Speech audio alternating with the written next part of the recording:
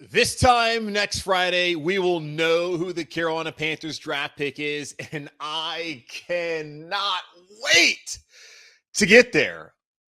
But we still have 6 days until we find out who will be the number one overall pick in the 2023 NFL draft, which means today is the final Weekly Friday Mailbag before we get that answer. So why not answer some of your Weekly Friday Mailbag questions right here on Locked On Panthers? You are Locked On Panthers, your daily Carolina Panthers podcast. Part of the Locked On Podcast Network. Your team every day.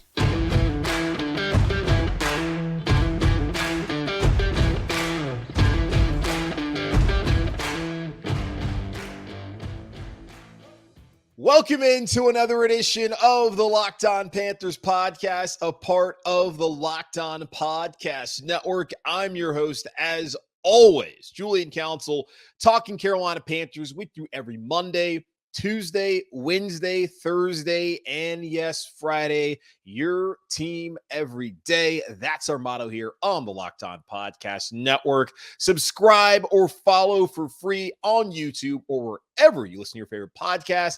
And be sure to follow me, Julian Council, on Twitter at Julian Council. I don't have a blue check mark anymore. Don't really care, but at Julian Council, that's me, where on Fridays like today, I answer your weekly Friday mailbag questions either at me or DM me on Twitter at Julian Council. Today's episode of Locked On Panthers is brought to you by HelloFresh. Skip trips to the grocery store and count on HelloFresh to make home cooking easy, fun, and affordable. That's why it's America's #1 meal kit. Go to HelloFresh.com/NFL60 and use code NFL60 for 60% off plus free shipping. 6 days from now, we will know who the Carolina Panthers will be selecting in the NFL draft at #1 overall. And a week from now, we'll be talking about who the Carolina Panthers selected #1 overall in the 2023 NFL draft. Cannot wait for that day to get here. It's been a long, arduous, not really. It's just, y'all, when you sit here and you talk about this every day and you're the only one speaking, it can be a lot trying to find different angles and try to find different storylines. That's why I've employed plenty of people. I didn't pay anybody to come on here and talk about the Panthers, but that's why I've gone out there and asked a lot of folks to join the show. Going to have Dane Brugler on Monday. I already had that conversation, by the way. You're going to see in that episode where I have more hair and my face isn't shaven. So that was recorded on Thursday, by the way, just to kind of take you behind the scenes. But he had a lot of good things to say. So definitely check that out on Monday leading up to the draft. Mike Kay from the Charlotte Observer. Going to talk to him as well coming up next week. So a lot of good stuff still for y'all. And it's been a long time with the draft and knowing March 10th, the Carolina Panthers are going to draft #1 overall. But I'm happy that we're almost there. And yeah, you're going to say, hey, Julian, we need to talk about when the draft is over. Okay, well, we still got OTAs, got mandatory minicamp. We'll be talking about who they drafted. There's going to be plenty of things to talk about until we get to like mid-June. Then it's going to be kind of rough. Don't worry about me. I'll be okay. Let's get into it, though. The Weekly Friday Mailbag. That's why you're here. 6 days until the draft. You want your questions answered. And I've been telling y'all, best questions get on the show. And y'all have heeded the call, as I'm going to expand the mailbag today because the questions are pretty good. Now, it's also pre-draft. Want more questions to get on the show. So that's what we're doing. But still, I'm imploring you, ask the best question possible to ensure that you're on the show. If you don't get on the show, it's not always because your question wasn't good enough. Maybe someone was better, and maybe I just didn't have time to get it in. But either way, going to get to it right now here on Locked On Panthers. Starting off with Alan, who says, I actually have 2 questions. How dare you? And I've hesitated sending them, but I figured, what the heck? I guess I put the fear in y'all to make sure you ask a good question. He says, 1, how likely do you think all the Bryce Young #1 pick rumors are to bait the Texans into a trade so that we can get a first-round pick for next year, take Stroud this year, and number 2, and pair him with Marvin Harrison Jr.? And 2, are you as hopeful as I am that the Panthers can one day lure Luke Kuechly back to Carolina as a coach and possibly a future defensive coordinator? I just think how intelligent he was on the field, giving him a bird's eye view of the field and microphone into the defensive captain's ear would ruin defenses. I guess offense is what you meant. Yeah, so let's start with the first one. The first one, No, I do not think that it's a smokescreen. I said earlier this week, when there's smoke, there's fire. And this certainly to me does not feel like a smokescreen from the Carolina Panthers. They don't have to hide who they're going to take. Yes, NFL Commissioner Roger Goodell would like for them to keep it under wraps. So we're not getting there to Thursday night and Kansas City, and everyone knows who they're going to take. Now, all the reporting the last 3 weeks has been that Bryce Young is the pick. And according to some people, Bryce Young has always been the pick. Some have told us, like Matt Miller, that they moved it for CJ Stroud. I had a conversation with someone on Thursday, Dane Brugler coming up on Monday, who told me that Bryce Young has always been the pick for the Carolina Panthers. We'll see. I just have a hard time seeing him moving back. And it's the David Tepper aspect of he wants to control the draft. He wants to be able to take someone number 1 overall. He wants the cachet that comes with that. And also, why would you give up all that, including DJ Moore? Like, you're not getting DJ Moore back if you trade back to 2. You've already given him away. And maybe you can find his replacement next year with Marvin Harrison Jr. That would be awesome. You also have to understand that you can't just bank on next year's draft. You have no idea what could happen. Think about a player like, what's his name from Clemson, who hurt his neck, who now is with the Kansas City Chiefs. And I know people are probably yelling at me right now. Justin Ross looked like a surefire top pick. Gets injured, feels like he has a career-ending injury, ends up not being the case. Where's he at right now? That could happen. I'm not saying it's going to happen to Marvin Harrison Jr. I'm just telling you can't just bank on next year's draft to be able to go fix that issue. And you've already gotten rid of DJ Moore. My thing is they're going to take Bryce Young number 1, it looks like. They're not moving off of number 1. Scott Fitterer told you earlier this week that that's not what they want to do. So I do not think that's going to happen. I do not believe this has been a smokescreen. I truly believe that they want Bryce Young, and that's who they're going to take number 1 overall coming up Thursday night in the draft. Now, your second question about Luke Kuechly, why can't y'all just let Luke Kuechly live? Luke came back, was a scout, decided after a year he didn't want to do it. Y'all freaked out when he went to Buffalo to hang out with Sean McDermott and people he knows better than the ones who are actually here in Carolina now. I just want Luke Kuechly to be happy. If he wants to be on TV, great. If he wants to be a coach, great. If he just wants to fly fish up on South Mountain, do nothing the rest of his life, even better. I just want the dude to be happy. Maybe he gets back into football. It's hard to think that he would stay away from football. But I'm not someone here who's jonesing for Luke Kuechly to come back. I want the best defensive coordinator possible. I'm sure he would be a good enough football coach, but I have no idea whether he actually would be a good DC. I just want Luke Kuechly to be happy. That's all I wanted. Looking at him a couple years ago, that Thursday night football game against the Eagles where he's crying, getting the concussion, I just wanted in that moment for that guy to be healthy, to live a long life, to not have issues after playing football, especially with CTE and the brain issues and all that comes with sometimes of guys having the issues that he had with concussions in the NFL. I want him to be happy. If he wants to play, if he wants to come back and coach, and that's going to make him happy, by all means, cannot wait. For me, I don't really care whether he comes back to Carolina or not. I just want the dude to live a fruitful life, which he has plenty of money, but his happiness is more than just that. All right, going over the Kurt now. Do any of the gaps between picks make you nervous for the Panthers and make you want to trade down at 39 to get 1 or 2 more picks? Or, as you said, Thursday, is 6 picks for 6 needs good enough for you? 39 to 93 is a lot of good players off the board, and then no picks after 145 where you can find some solid depth. You always have UDFAs, so maybe nothing at 145 is really not that big of a deal. Maybe the Panthers trade back from 93. Maybe they trade back from 114 or 132. That could be what they decide to do. I don't think they're going to trade back from 39. I understand where you're coming from, that they could end up getting more picks. I don't know if they want more picks. I brought up also on Thursday that going into 2021 draft, Scott Fitterer made it known that they wanted more selections than what they had, which I believe was either 6 or 7. They end up with 11 picks. I don't look at this roster as a roster that needs to bring in 11 guys or 10 guys or 9 guys. I think they're good with 6. Because whoever you bring in, like 39, I believe that's a player who's going to come in and actually contribute. And speaking of Dane Brugler, who you can hear from on Monday, he said to me as well that 39, you can get an immediate contributor. And looking at edge, corner, wide receiver, that's what the Panthers need. They need someone who can come in and help this team immediately. You're looking at 93 and 114, 132, 145. You're not looking at guys that are going to come in and start right away. You're looking at depth guys. And the Carolina Panthers certainly need depth. I don't know if they need to move back from 39 to go out there and create that depth. I think they stay at 39. They get a good player. Again, Scott Fitterer said between 20 and 45 was where really the meat of the draft was. Cannot see him, having said that, not giving away that pick and then deciding, let me trade out. Unless there's just a massive run at corner and wide receiver and edge, and it just makes no sense at all for the Carolina Panthers to stay at 39. But that's the case.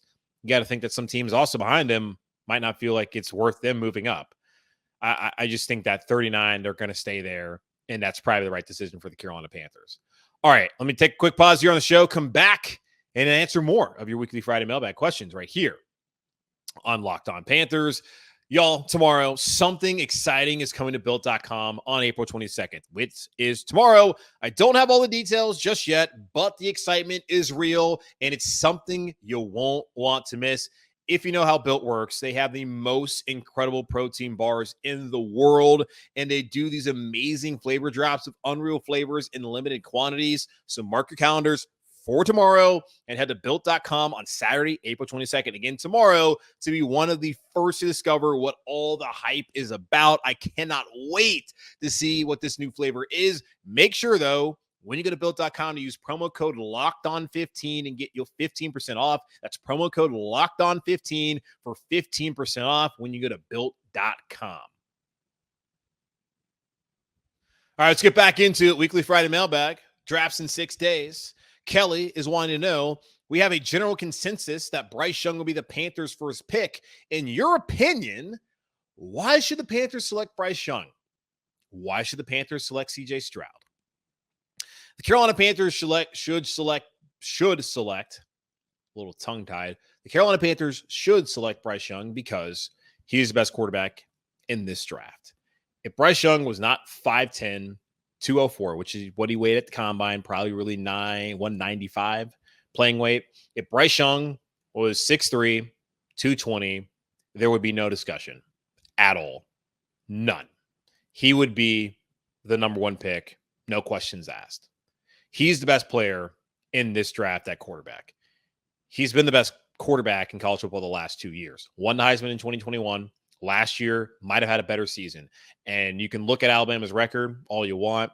It does not matter. Bryce Young was the reason why they were able to win at Texas. He was the reason why they should have won at Tennessee. He was the reason why they got to overtime in Baton Rouge against LSU in a losing effort. Bryce Young did not have great offensive talent next to him last year. He had Jahmyr Gibbs, but outside of that, those guys were not good. And we'll see how much NFL talent from that offense, skill-wise, ends up in the NFL. They weren't great last year at Bama around him. And I know it's Bama. I understand it. 5 stars. It's Alabama. How can you say that? If you watch the games, you saw what Bryce Young was dealing with. They had to start a tackle from Vanderbilt, a transfer from Vanderbilt. That's how bad his O-line was in 2021. Alabama standards, but that's how bad their O-line was, and he still won the Heisman Trophy. Had Jamison Williams, John Mechie, that helped. Bryce Young is the smartest quarterback in this draft. Look at the S2 score. He is a quarterback that comes from a great background. His dad's a psychologist. That's helped him football-wise. And, yeah, he's small. He's been small his whole life, but he's been able to adapt and adjust and be the best player in college football. Yes, there's injury concerns, but he didn't have them in college. So why all of a sudden do you think it's going to happen now in the NFL? It could, but I think Bryce Young's the best quarterback in this draft. CJ Stroud has all the tools that you're looking for. He's got the height. He's got the right size. He's got a strong arm, accurate, comes from a great program, great pedigree from Ohio State. Don't care what other Ohio State quarterbacks have done or have not done in the NFL. Calm, cool, collected kind of dude. And everything you saw from CJ Stroud against Georgia on New Year's Eve is everything he can be in the NFL. High floor, don't know how high the ceiling is. There's no concern about that guy coming in the league and being able to have success, especially around this coaching staff. So they should take CJ Stroud because he has all the physical tools that you want.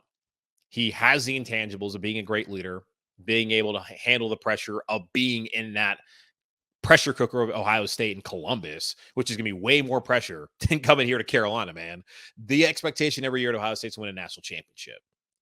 In Carolina, what's the expectation? To make the playoffs? It's not going to be nearly as high stakes as it was for him his 2 years as a starter in Columbus. He's ready for the moment here in Carolina. So that's one of the reasons. That's a couple of the reasons why they should take CJ Stroud, since you asked. But I believe they'll take Bryce Young. All right, let's go over to Steve-O, who says, why wouldn't the Panthers draft Anthony Richardson? We have a vet quarterback signed for him to sit, if he even needs to sit at all. The staff is built to develop a quarterback, so why not draft a guy with all the intangibles to be developed by the staff? In the long run, it will be a better investment. Do you feel the same way? Honestly, man, I'm starting to get there.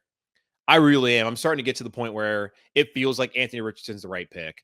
And to some of y'all, it's going to sound crazy. You're going to talk about his completion percentage. You're going to talk about the games that he played at Florida where he did not look great, especially against Georgia. You're going to look at that.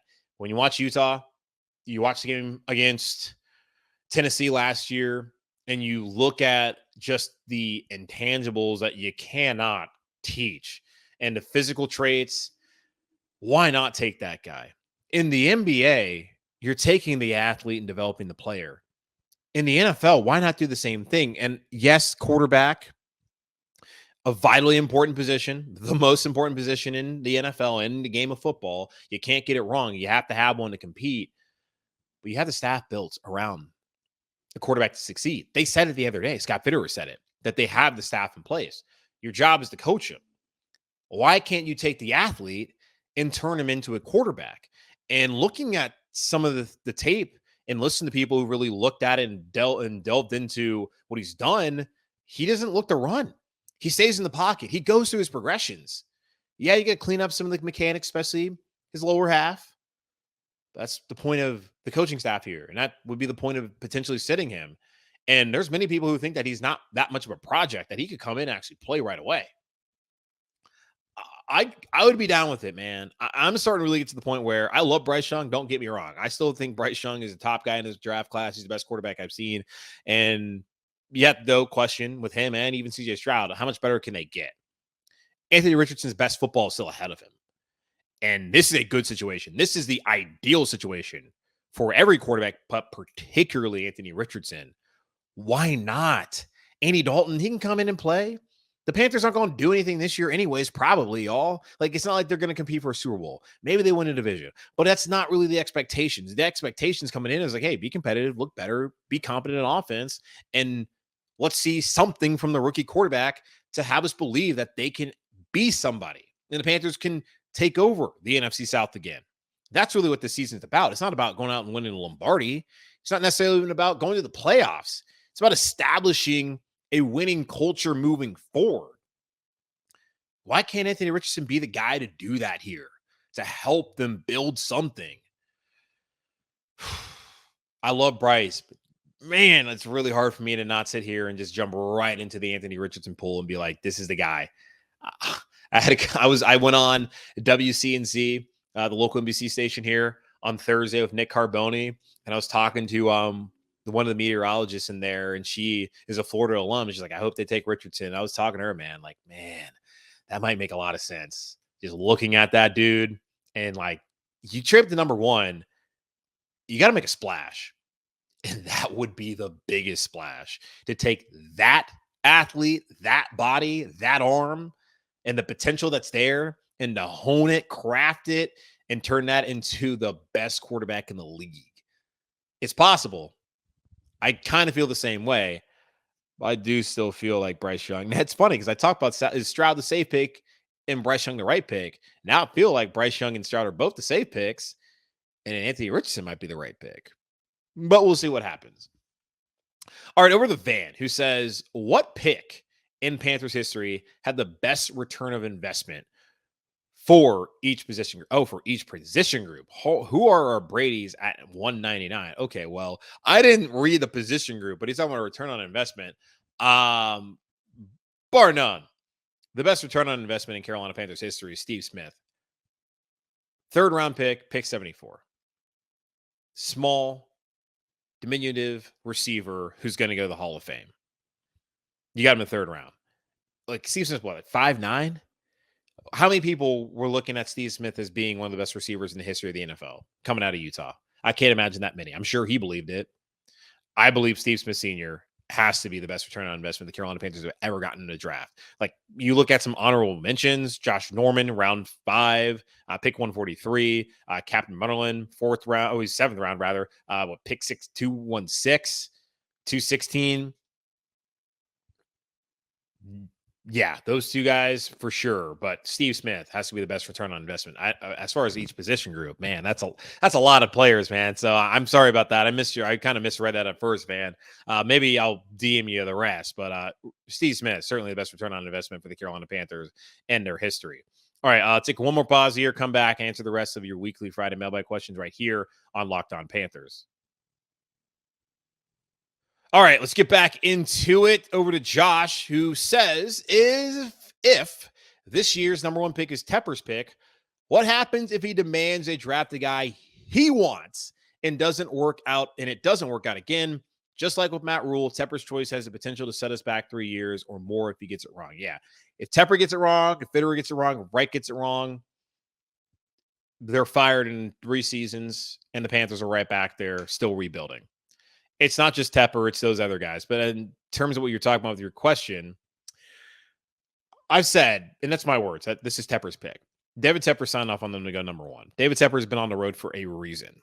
And Nicole Tepper's been there with him too. Because she's like, hey, you got that Rule thing wrong.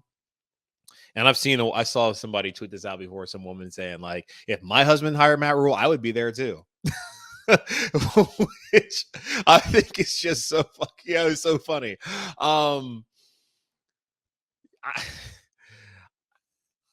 David Tepper can't get this wrong, y'all. The Panthers can't get this wrong. We can't sit here for 3-4 more years with bad quarterback play. And honestly, it's probably like another 5-6 years they get it wrong. Because you're going to sit there and you have to wait. It takes about 3 years to find out whether you got the right guy or not. The Panthers cannot be waiting that long to find out whether they got the right guy if they get this one wrong. Like they got to wait 3 years and got to wait another 3 years. We can't be waiting 6 years to get it right. And I look at this as Tepper's pick because you've looked at the carousel of quarterbacks that have been terrible here, that have broken down physically.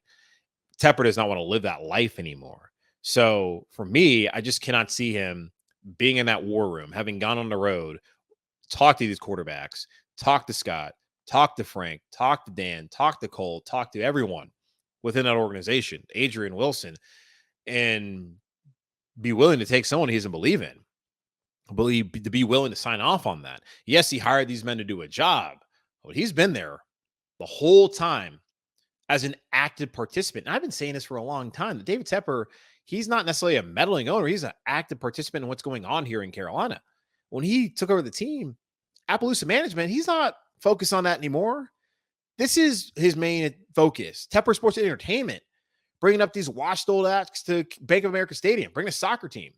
The Panthers and what's going on with them. That's what his primary focus is on.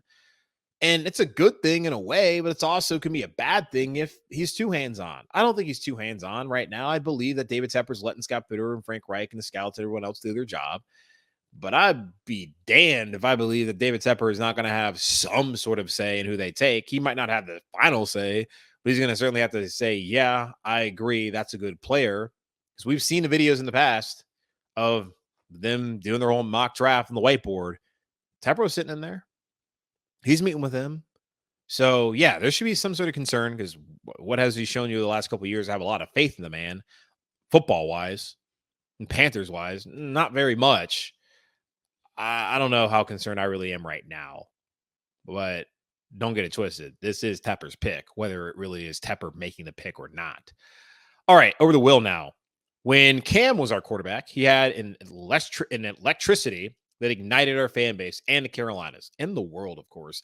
Now that it is looking like Bryce is going to be the pick, do you think he can have the same effect that Cam did to some degree? Bryce Young is not Cam Newton as far as personality. I had someone ask me this the other day. Is Bryce Young just too reserved to be able to gain respect in the locker room? And I brought up how Sam Darnold, pretty quiet guy, not good. So that was the main issue. Justin Herbert, very quiet guy, baller. Can you play or not? And the fan base will be electrified if Bryce Young balls. That's all that matters. Can you play the game? We've had a bunch of dudes who cannot play the game. Baker Mayfield talks the talk, did not walk the walk. So people in the locker room love him. Sometimes they don't love him. He talks a big game. Did he come out here and play a big game? No. What matters is, can you perform on Sundays? I believe Bryce Young can perform on Sundays.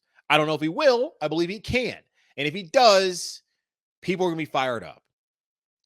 That's all you need. It's for Bryce Young to play well and for the team to win. And he'll have the same impact on the fan base that Cam Newton did. He might not be as charitable. He might not be as effervescent and have that big smile that Cam had. If he goes out there, they go 15, I guess 16-1 now. They go 16-1, get to a Super Bowl.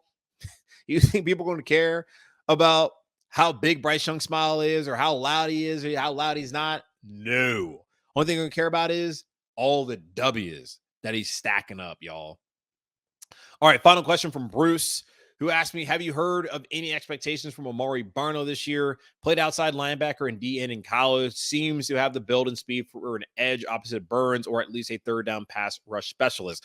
At some point this offseason, I really want to talk about some of the players who I believe can really benefit from having this new coaching staff, both on offense and on defense. And Amari Barno could be one of them. 3-4 is what he fits. I don't look at him as being a 4-3 kind of guy. Now that he can stand up, he can put his hand in dirt too if he wants, but now he can stand up. He could develop into that. And he's only going to his second year. And he was a middle round draft pick. So it wasn't like we were thinking he was going to come in here and light the world on fire last year. It wasn't really like we thought he was going to come in and be much of a contributor. I think Amari Barno has a chance to be somebody who could help this team down the road. I don't know whether he will, but I think he has the chance to do it because he's still on the roster. And there's a new coaching staff here. So I haven't heard any expectations about Amari Barno. I think it's a little bit early. Once they get down to OTA's mandatory minicamp, and also understand that this coaching staff didn't bring him in here. They barely know him. This is the second week of working with him. I think he's there. I don't know whether I feel this is probably the voluntary part of the offseason. Don't see why he wouldn't be there. Don't see why most of the guys wouldn't be there also, because you're going to get the installs that you need to be going over the playbook. We'll see what he does. And that goes into at 39.